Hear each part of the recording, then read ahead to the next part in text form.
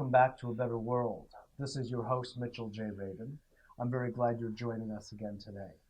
Today we're going to have another very interesting show. We have a great privilege of having on our show today the author of some 7+ books, Ralph Metzner.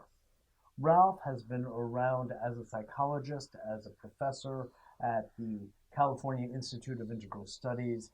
He's been on the path of studying consciousness, both personally, subjectively, as well as objectively.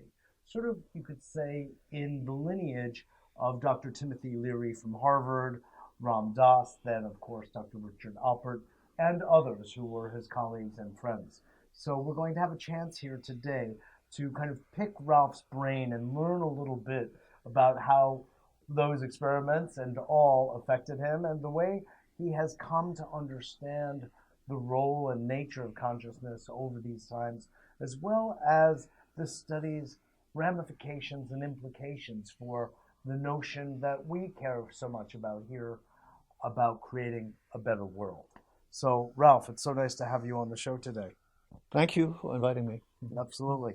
So this one book of yours, of many, Mind, Space, and Time Stream, is just sort of like a step in the stream of the river that you have been developing and evolving for a long, long time.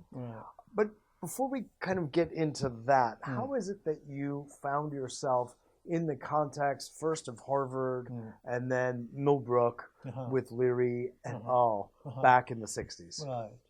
Well, we did the studies at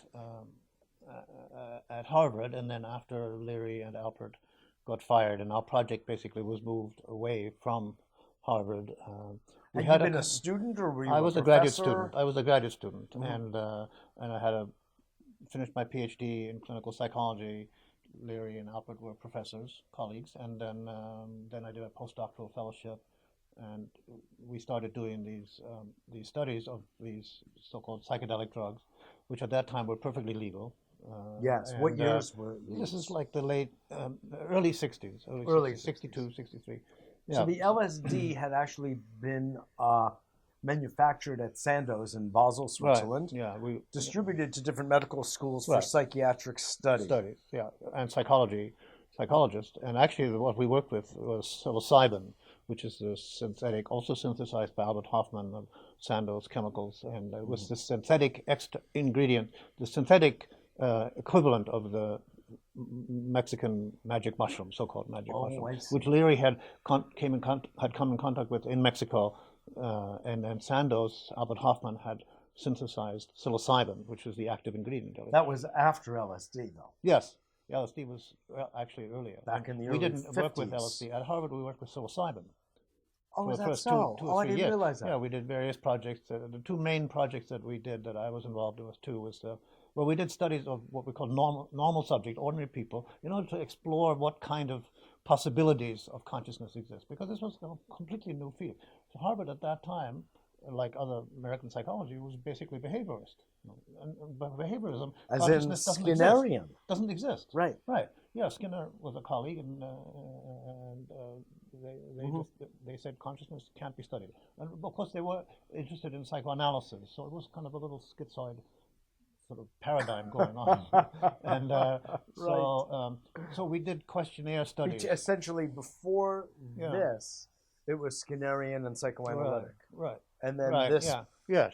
Well, but entered. Leary understood quite clearly, both from as a result of taking the mushrooms, that you can't use a behaviorist approach. Like he used to joke, there's no behavior to observe. You give somebody one of these drugs and they just sit around and lie on the floor, and every now and again they say, that was amazing, and there's no behavior. So if you want to find out what's going on, you have to actually ask them and talk to them, and they have to tell you. So we designed questionnaires, and we gave the basic, it was a naturalistic paradigm, and not experimental. You didn't have experiments in control groups.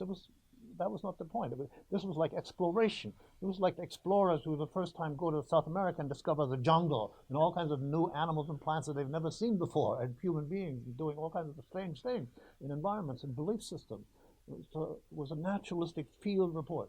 So we gave it to different groups of people and asked them to report back, including not undergraduate, but graduate students. I was a graduate student, and volunteers, of course. No experimental subjects. Everybody was a collaborative research project, and we asked people to tell us what they experienced, and then we gave it to a lot of artists and musicians and writers and people that were used to describing their state of consciousness. People like Allen Ginsberg and William Burroughs and jazz musicians like. What's his name, Maynard Ferguson and others, and then we did do some small studies, but basically questionnaire, naturalistic, and then we did two main kind of experiments. One giving the psilocybin to a group of convicted prisoners, where there was a behavioral index, whether would they be able to, when they go on parole, recidivism rate, yeah, would we be able to, although that particular aspect of the study didn't work out because it's not that easy to change behavior. People had profound experiences, but you couldn't demonstrate a behavioral effect. But since you brought that up, significantly, I thought that it was very much to Tim Leary's credit that the study of the prisoners showed a reduction in recidivism. That was rather significant. Yeah, no, it didn't. It didn't show that. It did not. No. We wanted it to show that, and it showed suggestive, but it couldn't be demonstrated because there's so many. It showed significant effects. The prisoners, because we collected personality tests before and after, and interviews. So what things effects like that. What did it show? Well, see, it was a naturalistic study. We were studying different groups of people and getting feedback from them as to what the kind of experiences were. So the behavioral index was, a wished for end result, but that was not the main point because the main point about a behavioralist approach is like to these kind of experience. Behavioral approach to experience doesn't basically work. It doesn't show you anything. So you see, behaviorists don't want to know anything about experience. They don't care. They only care about behavior.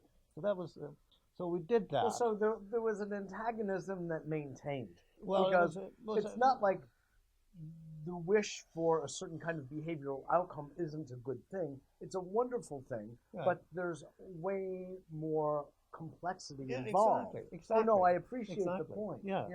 And also, so we were like breaking the paradigm right at the beginning because as far as Harvard is concerned, because Leary said, well, with these drugs, you can't just do the usual kind of drug study, which is here, we'll go to prisoners, we'll give you this drug. Usually it's a new pharmaceutical that the company, and maybe you'll get a reduction on your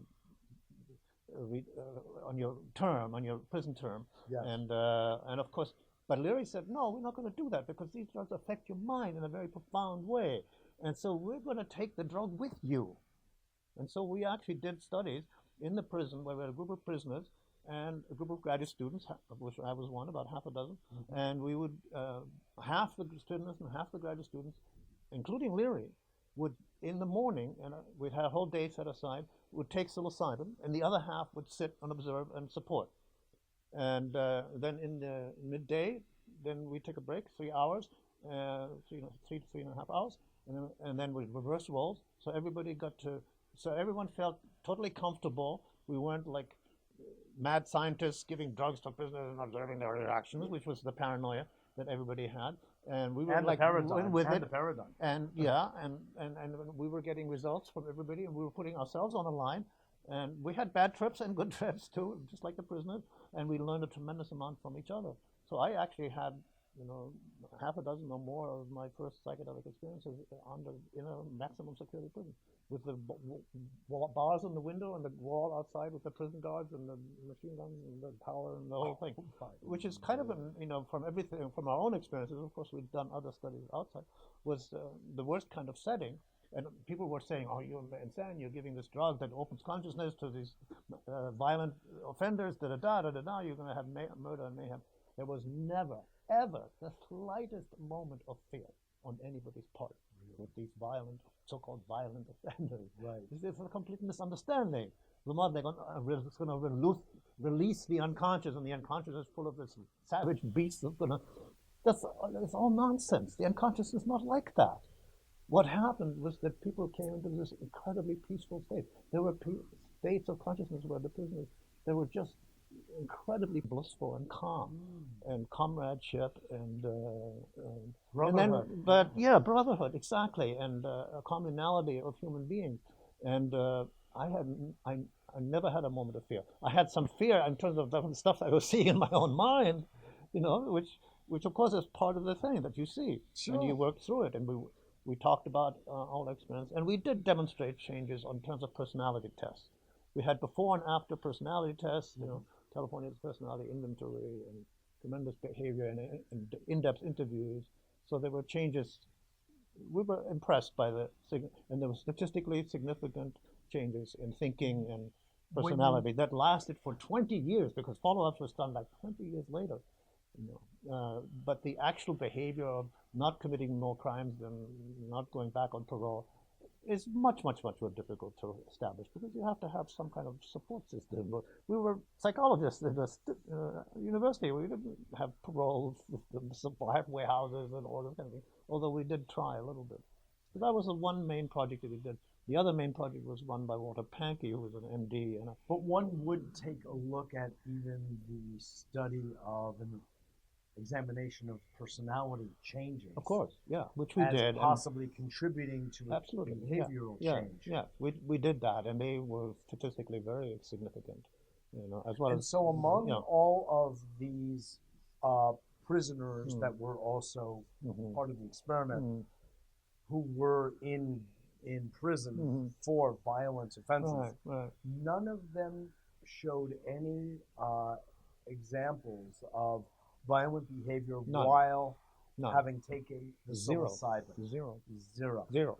That in itself is remarkable, because I know also from personal experience that when you start to see the contents of your mind, conscious and subconscious, show itself like on stage hallucinogenically, is no small matter. Right. It's the wrong model. You see, the existing model paradigm was Freud, and Freud said the id is like a ravenous beast. It wants to have sex and like aggression and sex. That's the thing. But that's the wrong model. The mind isn't actually like that, you see. I'll tell you one thing. Then we also did studies with, and that was the second main experimental study. I think Freud may have been right about other things, but not that. Well, it was very limited, and he didn't have experiences of these substances. So, everyone goes by what experience they have. Of course, he had the experience of cocoa leaves. Yeah, which is a very different kind of experience. Right. And then there was, but we were also giving, I would say that we were also giving, as part of the naturalistic studies, Leary and the others of us, were also giving psilocybin in small groups and individual sessions to various professionals in order to get the feedback from them. Theological, professional, philosophical, people like Alan Watts and Houston Smith, who was a professor of religion, and graduate students in religion, for example. Cox? Not Harvey Cox, no. Well, I don't know. No, I don't think so. But, so Alan Watts, for example, and Allen Ginsberg, and a whole group of poets and musicians from New York. But Alan Watts was a close collaborator, and Houston Smith, who was professor of religion, who had written The Religions of Man, the kind of textbook. And he said, after this is, I've written books on religious experience, and this is the first time I've actually had a religious experience. And so he was that was the difference. You see, you can have an actual experience that goes way beyond. You can have an abstract understanding, but understanding with your whole being. And then Walter Pankey did this study. It was an experimental study of mystical experience, where he did actually have a double-blind placebo control group, and I don't know. Was he on the faculty at Harvard?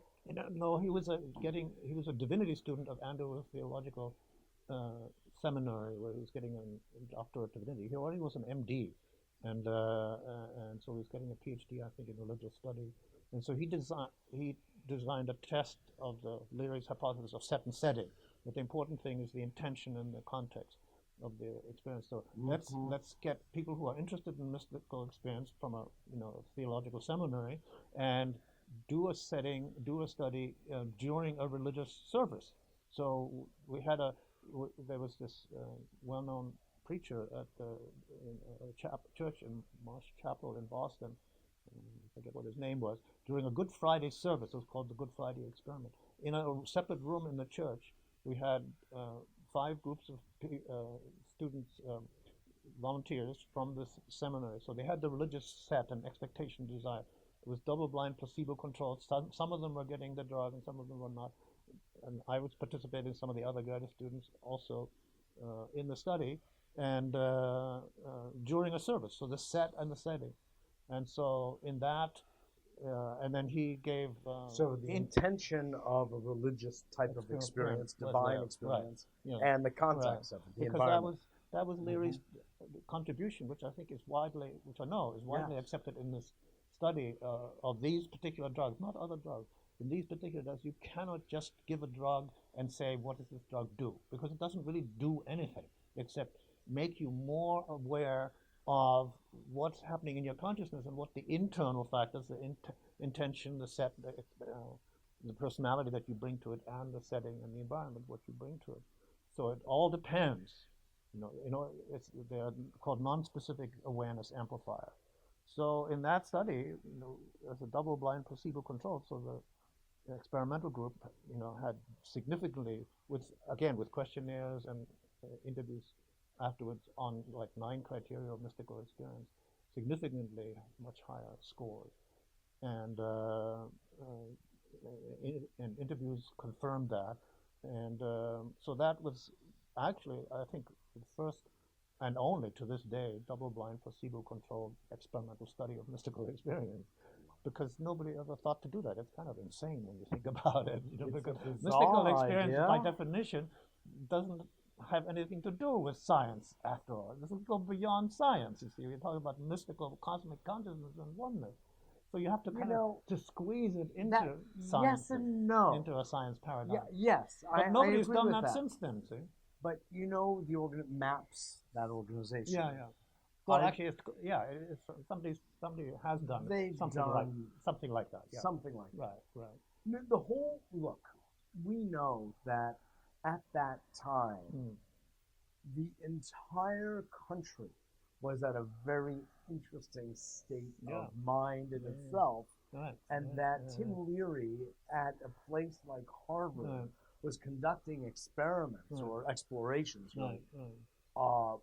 with students and with prisoners was in itself a mind-blowing thing, So there was no. But there were other mind-blowing things going on in California at the same time. Ken Kesey was doing his acid tests. That was 60, 61, 62, 63. That's right. So and look, Stan Groff, who we had sitting right here years ago, he was doing this in Prague in 1952. Right, but he was much more in a very traditional kind of psychiatric paradigm in a clinic. These are like for amplifying psychoanalysis. Basically, he's a psychoanalyst. Amplifying psychoanalysis, individual, one-on-one. With small. That was the 2 main paradigms of what they call the psycholytic and the psychedelic, which was psychedelic was one powerful experience, and the psychoanalytic, small increasing doses over a period of time in the context of psychoanalysis. But Leary said, no, this is not. We want the 2 main paradigms: the medical, clinical, and the experimental. We don't want to have either one of those. We want to have we're just human beings with other human beings, and we want to know what's your experience. We've had these unusual experiences that tell us a lot about the mind and human situation, and what we regard those as equals. And you tell us what's your experience and how can these be used? What do they mean? What do they mean? A purely subjective reportage. Subjective, of what a person's experience but systematic subjective. Systematic with questionnaires, with background, with understanding. Sure. So you would have some comparative analysis that you could do. Right. But it was really focusing in on. Look, having experienced many of these, I do not use the word drugs to describe these myself. I use the word sacred plants because that's what I feel they are. And using the word drug connotes something that I don't feel they deserve. Yeah, except in that case, we didn't have the plants or the mushrooms in that. That's right, because they were synthesized. We called them mushrooms, but they were actually pills. That's right. So, but that was the advantage. Encapsulated mushrooms, right? No, I understand. So I'm making a linguistic distinction because that's how I feel about it. But it became very clear that you have to start using other paradigms. But we were doing what we were supposed to do within the paradigm.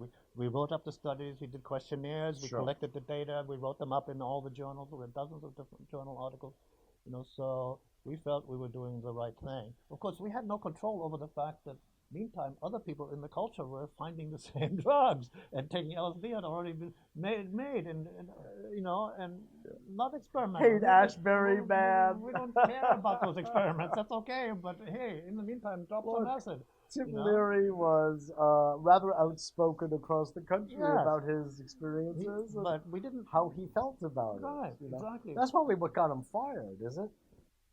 He wasn't actually fired. His contract was not renewed. He had a temporary contract. I see. Alfred was the only one that was fired. I wasn't fired. I didn't have a job. I was a graduate student, a postdoc. What was your dissertation on, after all? What was your dissertation? My dissertation was on something completely unrelated to the substances, because the chairman of the department, David McClellan, said, "No, you can't do your dissertation on that, on the drug."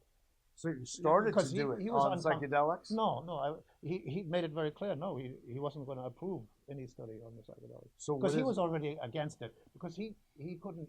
He was pissed off because he couldn't accept the fact that we weren't doing experiments, with double-blind placebo control. That we were actually taking the drug as well. He couldn't tolerate that. He was too stuck in his behavioral paradigm, is the way Leary would put it, and I think that's correct. It was too much. Was Leary was Anton Wilson with you back then? No. No, that connection came later in the 60s, mid-60s and later. Because Wilson reports in the Cosmic Trigger that the experiments with the prisoners were successful, and that Tim Leary evolved an entire methodology that accompanied the administration of the, I think he said LSD, but I don't remember, maybe it was psilocybin, but in any event that he, when there was the peak moment of the experience, that he was reprogramming their brain at that point to give them a reset, if you will, a psychic, maybe behavioral Well, that was Leary's reset. Terminology, and Wilson, also used it, and other people used it, but it was not that systematic, but yes, I mean, that was the underlying assumption. But Leary was actually very liberal. I mean, he had a very liberal egalitarian. He said he didn't want to have any suggestion of mad scientists giving drugs to prisoners and observing their reactions, looking at them like rats through a microscope. But very egalitarian. This is an experience that's very profound for us, has been, and we want to share it with you in a collaborative kind of transactional. They called it existential transactional. That was the paradigm, the name of the paradigm. Ralph, it's obvious that you have this world of experience, back at Harvard with Tim Leary, with Richard Albert, Ram Dass, of course, and others, Alan Watson. It's like an incredible, fun, very special time in, I would call, U.S. history that is underplayed in the larger swath of looking at history, but it's one that really deserves its moment in time. But rather than going into that right now more so, I would like to just ask you, since you were party to all of these experiments yourself personally, what do you feel you benefited from the imbibing of the psilocybin for your own development? Well, the psilocybin was just a starting point. I would say that experience, the first experience I had, which was not in the prison, but I had one experience, participated in this prison, but as beforehand, so I could kind of get initiated into it, along with the other graduate students and colleagues who were going to work on the project, because Leary decided, and correctly, I believe, in retrospect, and still do, that you shouldn't be doing work with these substances unless you've experienced them yourself. In fact, I think it's unethical. I actually think, and I agree with him, it's unethical to give any of these drugs to another person unless you've experienced it yourself. And that's already breaking the paradigm, you see, of drug studies. It's like, oh, just I don't do feel that. it's the same Doctors with don't do it. You don't not at expect your all. doctor to experience Take value before Prozac. prescribing to it. Yeah, exactly. Or Haldol for that matter. Yes, exactly. And I agree with you Yeah, completely. and They should be, the so way I think about it is subject to yeah, those, yes, you know, right, before they exactly. administer them to someone So else. I would say, in retrospect, it was the most significant turning point experience in my life because It's talk about set totally, and setting. totally, It yeah. really set the stage for your future. Well, it was. I remember exactly what the experience was. It was at Leary's house, and they had all kinds of amazing things. But there was one key moment that's always stuck in my mind because I went outside the house. I was in an ecstatic mood. It was a winter day. It was cold and freezing, and I walked outside the house just to catch my breath and be outside for a moment. And I walked past a kind of a wooden shed where there was some garbage can. And as I walked past it, I heard a thought in my mind that said, "Don't look at the garbage." I heard this thought, and I said, "Wait a minute, who said that? Who said that? I can look at the garbage if I want to." I went over, lifted the garbage can lid. Yep, it's garbage, all right. And the insight was, wait, my mind is thinking thoughts that I didn't think. They were pre-programmed in my mind, and they just ran automatically. It's like my heart is beating and my lungs are breathing. Your mind was thinking. My mind was thinking in a pre-programmed way that I hadn't chosen. I didn't have anything against it, but the fact that I didn't choose it. And that you saw that. And that I saw that, and that I could choose differently. And that was huge, because that meant all the thoughts that are giving me problems and that making me anxious and afraid and all these things confused. I could change the thoughts and therefore change my life. Exactly. That was the key. No, it's profound, to say the least. That's an insight that, of course, we read about in Zen literature and the like. That's right. But how many of us have actually experienced Right. it? And of course, it didn't last that one experience, but it was Right. at least the first step Exactly. that I could work, and then I could work on specifically. I had an idea of what I could work, but I would say that experience opened up, the whole world in a fantastic way. It was the first step, I would say. Of course, then you did lots of other studies after that. Yeah. Well, Ralph, I want to thank you Absolutely so much for being with us today on A Better World and talking about your experience from way back in the 60s and with these very notable gentlemen of which you are part of this great club. So thank you.